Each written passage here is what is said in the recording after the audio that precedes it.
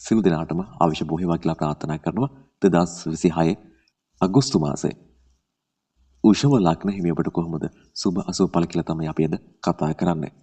උෂම ලග්න හිමි ඔබට කටහඬ පාවිච්චි කරලා වැඩ කටයුතු කරන්න පුළුවන් නම් මේ මාසේ ඔබට සුබ ඵල ලැබෙනවා. තමන්ගේ කටහඬ පාවිච්චි කරලා වැඩ කටයුතු කරන උෂම ලග්න හිමියෙක් නම් ඔබට මේ මාසේ උපරිම ඵල නෙලා ගන්න පුළුවන් හැකියාව ලැබෙන මාසයක් බවට පත් වෙනවා. තමන්ගේ කටහඬ පාවිච්චි කරලා වැඩ කටයුතු කරන්න පුළුවන් නම්. ඒ වගේම තමයි උෂම ලග්න හිමි ඔබ මේ කාල සීමාවේ රැවටීම් වලට ලක් වෙන්න ඉඩකඩ තියෙනවා. ඒ නිසා ඔබ ඒ ගැන වැඩි අවධානයක් තියලා කාලය ගත කිරීම ඉතාමත් වැදගත් වෙනවා. ඒ වගේම තමයි උෂම ලග්න හිමි ඔබ තමාගේ පෞරුෂත්වය ගැන වැඩිපුර සැලකිලිමත් භාවයක් දරන්න ඕන කාල සීමාවක්. තමාගේ පෞරුෂත්වය හානි වෙන්න ඉඩකඩ තියෙන කාල සීමාවක්. තමා කරන වැඩකට තුලින් තමාගේ පෞරුෂත්වය හානි වෙන දේවල්ද කියලා හිතලා බලලා වැඩකටතු කිරීම ඉතාම වැදගත් වෙනවා මේ මාසේ. ඒ වගේම උෂම ලග්න හිමි ඔබට තමන් ගැනම කනගාටුවා, තමා ගැනම අව탁සීරුවා, තමන් ගැනම නෙගටිව් සිතුවිලි පහළ වෙනවා මේ කාල සීමාවේ. ඒ ගැන ඔබ ටිකක් සැලකිලිමත්ව වැඩ කටයුතු කිරීම ඉතාම වැදගත් වෙනවා. ඇයි ඔබට තමන් ගැනම විශ්වාසයක් නැතුව ඉන්නේ කියන කාරණාව ගැන ඔබ වැඩිපුර ටිකක් හිතලා බලන්න. ඔබ එහෙම ඉන්නේ නැතුව ඉන්න උත්සාහ ගන්න. මොකද මේ කාල සීමාවේ ස්වභාවය ඔබ ගැනම ඔබට එපා වෙනවා. තමා කරපු වැඩක් අසාර්ථක වෙලා වෙන්න පුළුවන්. නැත්නම් තමා කරන කියන වැඩ කටයුතු සාර්ථක නොවන හින්දා වෙන්න පුළුවන්. කුමන හෝ දෙයක් නිසා ඔබ ගැනම අනේ මට මේක කරන්න බෑ. මට මේවා කරන්න බෑ.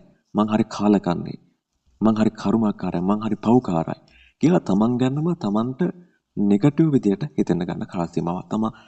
තමා විසින්ම අව탁සිරු කරගන්න කාල සීමාව බාටපත් වෙනවා. ඒ නිසා ඔබ ඒ ගැන ටිකක් සැලකිලිමත්ව වැඩ කටයුතු කිරීම ඉතාම වැදගත් වෙනවා. මොකද හැමදේම අපි හිතන පතන විදියට සිදු වෙන්නේ නැහැ. ඒවා සමහර දේවල් කාලයට බාර දෙන්න ඕන දේවල් තියෙනවා. ඒ නිසා ඔබ බලන්න ඔබට මේ හිතන දේවල් කාලයට බාර දෙන්න ඕන දේවල්ද නැත්නම් ඔබට ඇත්තටම ඔබ අසාර්ථක පුද්ගලයෙක්ද කියලා හිතලා බලන්න. වැඩ කටයුතු කිරීම ඉතාම වැදගත් වෙනවා. මොකද සමහර දේවල් ඒවා කාලයට බාර දෙන්න ඕන දේවල් ඔබ කරන්න ගියාට පස්සේ අසාර්ථක වෙනවා. මම හිතනවා ඒ කාරණාවත් ඔබට පැහැදිලි ඇති කියලා. ඒ වගේම තමයි ඔබ මේ මාසේ මුදල් සම්බන්ධව කරන වැඩ කටයුතු වලින් ටිකක් සැලකිලිමත් වෙලා වැඩ කටයුතු කිරීම ඉතාම වැදගත් වෙනවා. ආයෝජන වගේ වැඩ කටයුතු වලට ඔබ යන්න එපා. ලොකු මුදල් ආයෝජනය කරන්න යන්න එපා. මේ කාල සීමාවේ ඔබට අලාභ හානි වෙන්න පුළුවන් හැකියාව ලැබෙනවා.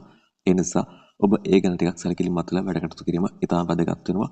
ඔබ යම්කිසි ආයෝජනයක් කරන්න බලාපොරොත්තු වෙනවා නම් ඒ ගැන ටිකක් දෙවරක් තුන් වරක් හිතලා බලලා වැඩ කටයුතු කිරීම ඉතාම වැදගත් වෙනවා මේ කාල සීමාවේ.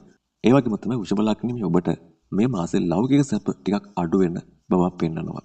ඔබ මෙහෙම කිව්ව ගමන් බය වෙන්න පුළුවන්. බැංකු account එකේ තියෙන සල්ලි ටික නැති වෙලා යයි. ඉඩම් කඩම් ගෙවල් දොර යාන වාහන නැති වෙලා යයි. මහා පාරට හිඟන්නේක් විදියට බහින්න වෙයි කියලා ඔබට හිතෙන්න පුළුවන්. මං එහෙම එකක් නෙමෙයි මේ අදහස් කරන්නේ. ජීවන රටාව ඔබ මෙතෙක් කරගෙන ආපු ජීවන රටාව ටිකක් වෙනස් පැත්තකට හැරෙන්න පුළුවන්. ඒ කියන්නේ ඔබ වෙලාවට කෑවා, වෙලාවට නිදාගත්තා, වෙලාවට නෑවා. ඒ වගේ වෙලාවට තේක බිව්වා. අර ඒ වගේ ඔබ යම්කිසි කලමනාකරණයකින් ජීවිතය ගත කරපු ඔබට ඒක ටිකක් අඩුපාඩු වෙන්න පුළුවන්. කෑම ටයිම් එක ටිකක් පහු වෙන්න පුළුවන්. නිදා ගන්න ටයිම් එක පහු වෙන්න පුළුවන්.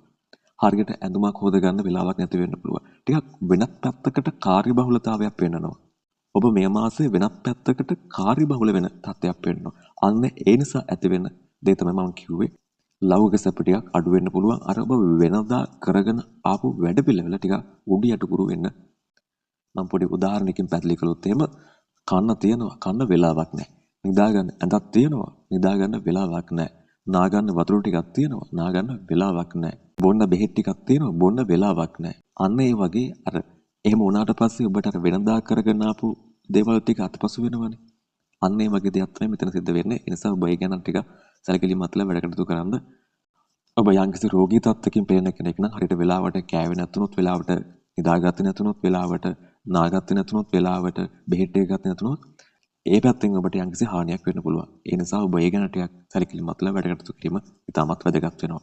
හැමදාම හොඳත් නැහැ, හැමදාම නරකත් නැහැ. ඒ නිසා ඉවසා දරාගෙන ඉඳීම තමයි වැදගත් වෙන්නේ.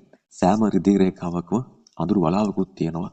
සෑම අඳුරු වලාවකම රිදී රේඛාවකුත් තියෙනවා. අපිට තියෙන රාජකාරිය තමයි අඳුරු වලාව මොන වගේ එකක්ද, රිදී රේඛාව මොන වගේ එකක්ද කියලා හඳුනාගෙන අඳුරු වලාවේ රිදී රේඛාව දකින්න එකයි. කන්දක් නැගුත් පල්ලමක් තියෙනවා. පල්ලමක් බැස්සොත් කන්දකුත් එනවා කියලා අපිට හිතා ගන්න පුළුවන්. අදට මම වීඩියෝ එක මෙතනින් අවසන් කරනවා. තවත් වීඩියෝ එකදී හමු වෙන බලාපොරොත්තු තියාගෙන අදට සමුගන්නවා. ඔබට ජයක්ම වේවා කියලා ප්‍රාර්ථනා කරනවා.